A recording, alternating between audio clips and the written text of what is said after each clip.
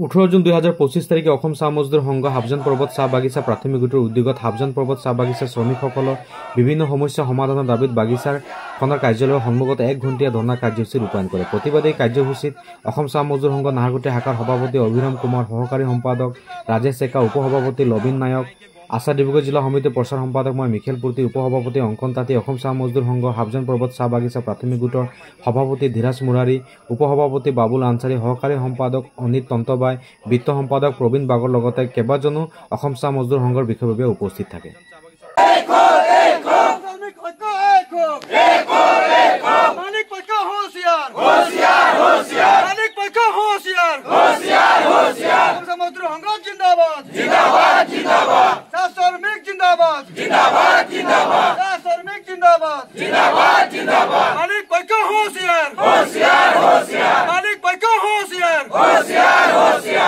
আৰু হেমত আমি এইকাৰণে ধৰ্ণাৰ কাৰ্যসূচীত ৰখা হৈছে। আজি 1, 2, 3 দিন হৈ গ'ল। শ্ৰমিকৰ যি প্ৰাপ্য, এই শ্ৰমিকৰ প্ৰাপ্য পাবৰ কাৰণে তেওঁবিলাকে যি ন্যায্য দাবী তেওঁবিলাকে ৰাখিছে। আৰু এই দাবীত আমি অসম চাহ মজদুৰ সংঘও আমি একলগ হৈছোঁ। কাৰণ আমি যি বাগিচাত কাম কৰিছোঁ, সেই বাগিচাৰ যি খতিয়ান, সেই খতিয়ান যদি আমাক যদি নিদিয়ে তেনেহ'লে আমাৰ কাম কৰা এটি বিষয় অচল হৈ যাব।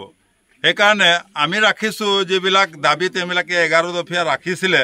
আমি দেখিবলৈ পাইছোঁ আমাৰ যি ফেক্টৰী আছে, এই ফেক্টৰীত যিবিলাকে মানে কাম কৰিছিলে আৰু বা এই ফেক্টৰী যিবিলাকে মেনুফেকচাৰ তেওঁবিলাক কৰি আছিলে, তাৰ পৰা যিবিলাক কাম কৰিছে তেওঁবিলাকৰ এতিয়া তেওঁবিলাকৰ কি হ'ব, সেই বিষয় লৈ পেলাই আমি অলপ চিন্তিত। আৰু আমি দেখিবলৈ পাইছোঁ বাগিচাত আমাৰ যেনেকুৱা আগে আমি বাগিচাখনত দেখিছিলোঁ একদম সুন্দৰভাৱে বাগিচাখন চলি আছিলে, এতিয়া আমি দেখিবলৈ পাইছোঁ বাগিচাখনৰ অচল অৱস্থা। শ্ৰমিকৰ ঘৰ দুৰা, পানী পায়খানা যি আছে এই সকলোবিলাক শ্ৰমিকক দিয়া নাই। নিদিয়াৰ কাৰণে আজি এই কাৰ্যসূচী লোৱা হৈছে। আৰু আজি 3 দিন হৈ গ'ল, কিন্তু আজিলৈকে মালিক পক্ষ আহিব লাগিছিল এই শ্ৰমিকৰ লগত বা অসম চাহ মজদুৰ সংঘৰ লগত একলগ হৈ পেলাই আলোচনা এটা কৰিব লাগিছিল, কিন্তু এতিয়ালৈকে কৰা নাই। গতিকে আমি আশা কৰিছোঁ তেওঁ অতি সোনকালে শ্ৰমিকৰ বিষয়বিলাক চিন্তা কৰি এই শ্ৰমিকৰ দুখ দৰদ চিন্তা কৰি পেলাই তেওঁ যাতে 1 সপ্তাহৰ ভিতৰত আহে আৰু যিকোনো কথা আছে সেই সকলো আলোচনা কৰিব বুলি আশা হয়। আমি 2010 চনৰ পৰাই বাগানৰ ইউনিয়নৰ সভাপতি সম্পাদক হ'লোঁ প্ৰাথমিক গোটৰ।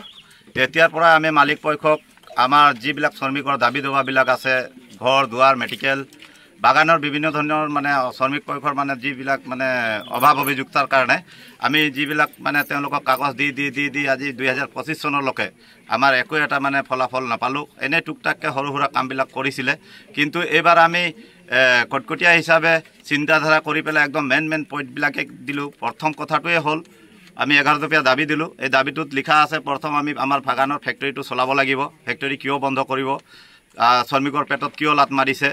2 নম্বৰ কথা, আমি যিবিলাক বাগান আছিলে 40-50 হেক্টৰ বাগান, সেইবিলাকক উঠাই পেলাই নতুন গছ পুলি লগাম বুলি কৈ আজি 5 বছৰ, 6 বছৰ, 7 বছৰ, 8 বছৰলৈকে হৈ গ'ল, তেওঁলোকে পুলি লগোৱা ব্যৱস্থা কৰা নাই। সেই গতিকে আমি খুব দুখিত। আমাৰ শ্ৰমিকৰ পেটত লাট মাৰিছে। আজি সঁচা কথা, বাগানৰ কোম্পানীক বহুত ফেচিলিটি পাই আছে। চৰকাৰ ফালৰ পৰা মেডিকেল এম্বুলেন্স এটা দিছে, মেডিকেলৰ দৰৱ পাতি দিছে।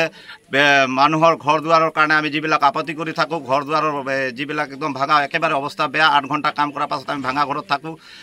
ভাঙা ঘৰত থকাৰ কাৰণে আমি ঘৰতো তিতিছোঁ, বাগানতো তিতিছোঁ। তিতাৰ কাৰণে আমি একেটাই মনত দুখ কৰিছোঁ। আমি যিহেতু 8 ঘণ্টা কাম কৰিলে শ্ৰমিকৰ আইনত যিবিলাক লিখা আছে সেই আইনৰ মতে আমাক মানে সেইবিলাক বস্তু সম্পূৰ্ণ দিব নোৱাৰিলোঁ। আমাৰ ঘৰটো অন্ততঃ ভাল কৰিব লাগিছিলে। মালিক পক্ষই আমাক সঁচাকৈ ভাল চিন্তা কৰা নাই শ্ৰমিক হিচাপে। গতিকে আমাক ঘৰৰ পৰা PMY ঘৰৰ পৰা ৰাস্তা পদূলি জংঘল ঝাৰ যদি ৰাস্তা নলা নৰ্দমা যদি লেতেৰা হৈছে, কোম্পানী পক্ষই কাম কৰিব লাগিছিলে শ্ৰমিকৰ বিষয় লৈ, কিন্তু তেওঁলোকে নকৰাকৈ আজি চৰকাৰৰ ফালৰ পৰা কৰি আছে। তেওঁলোকে কোম্পানী আমাক একো ফেচিলিটিতে সহায় কৰা নাই। খালি তেওঁ দিছে দৰমহা ৰেচন আৰু এই ভঙা ঘৰ। তাৰ কাৰণে আমি উগ্ৰ হৈ পেলাই আমি যি কাৰ্যসূচী লৈছোঁ 11 দফীয়া কাৰ্যসূচী, সেই কাৰ্যসূচীটো হ'ল আমি প্ৰথম দিনাখনেই অৱস্থান ধৰ্মঘট কাৰ্যসূচী লৈছিলোঁ আৰু দ্বিতীয় দিনৰ পৰা আমি ষ্টাৰ্ট দিলোঁ ধাৰণা কাৰ্যসূচী 1 ঘণ্টীয়া ধাৰণা কাৰ্যসূচী ৰখি পেলাই তাতো আমাক ভমকি দিছে যদি 1 ঘণ্টীয়া ধাৰণা কাৰ্যসূচী যদি কৰিব গৈ আছো শান্তিপূৰ্বকে যদি চিন্তা নকৰোঁ তেতিয়াহ'লে আমি 1 ঘণ্টা হিচাপে আমি হাজিৰা কাটি দিম শ্ৰমিকৰ হাজিৰা কাটি দিম অন্যথা যদি সেই বস্তুটা সেই কাৰ্যসূচীটো যদি আগবঢ়াই গৈ থাকিব তেতিয়াহ'লে শ্ৰমিকে যদি মানি নলয় তেতিয়াহ'লে আমি দৰমহা ৰেচনৰ মানে প্ৰব্লেম পৰিব পাৰে বাগানৰ শ্ৰমিকক সেই বুলি আমাক কাগজ এখন দিছে সেইকাৰণে আমি হুকি নহয় মালিক পক্ষই আহি পেলাই আমাৰ লগত শান্তিপূৰ্ণভাৱে আলোচনা কৰিব লাগিছিলে ইয়াৰ বিষয় লৈ যে তেওঁ আমাৰ দাবীটোৰ 11 দফীয়া দাবী মানিবই লাগিব 1 সপ্তাহ সময় দিছোঁ 1 সপ্তাহৰ ভিতৰত যদি আমাৰ